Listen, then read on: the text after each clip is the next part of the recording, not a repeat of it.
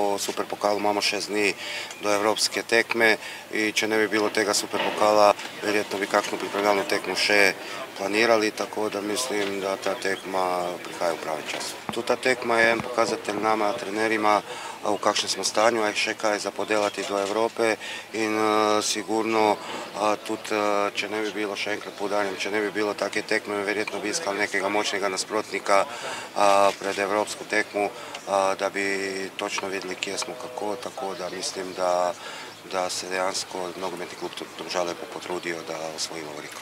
Primerjava je takšna, da smo zdaj letos mi prvaki, lani smo bili pokalni prvaki, zdaj je kvalifikacija za Ligo prvakov, ampak enostavno tekma je takšna, da je prva lovorika, tako sem že prej omenil, je v igri in mi bomo naredili vse, da ta lovorika ostane pri nas. Je res, da smo lani v podaljških osvojili. Enostavno stvar je v tem, da je zdaj pač ta tekma, ki je nastavljena in tu ne moramo nič, mi smo naredili vse, da se pripravimo na to tekmo in potem na evropske preizkušnje in tempirali formo na prvo uradno tekmo in temu se ne moramo izogniti. Če se malo pošalim, bi rekel, da vsak drug dan igramo z Mariborom, ampak lepo je igrati proti najboljši ekipi v Sloveniji, kot ste rekli. Sigurno to je en motiv večji i za naše igralce, kot mislim, da je tudi motiv mariborskim igralcima igrati proti domžalskim.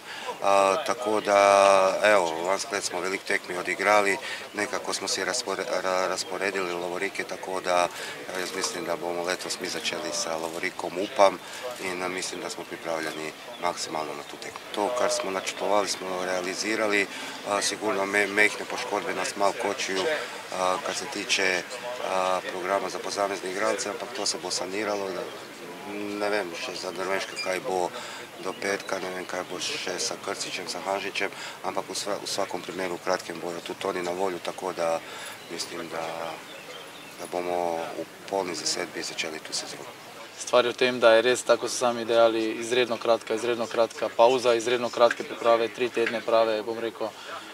Tako da sama svežina se bo prikazala v samih tekmah, mogoče malo kasneje, ampak svežino imajo igralci predvsem v pripravljenosti na samo tekmo in tukaj lahko oni ogromno storijo na individualni pripravi. Pričakujem eno trdo tekmo, če že gledamo, vse tekme z Domžalami so bile izredno trde, dinamične, nekatere z dosti zadetki, nekatere z malo zadetki. Enostavno eno dobro, kvalitetno tekmo za strani Maribora, za strani Domžal. Predvsem bom rekel tu na eno odprto tekmo, ker vseeno vemo, da se nogomet igra za gledalce.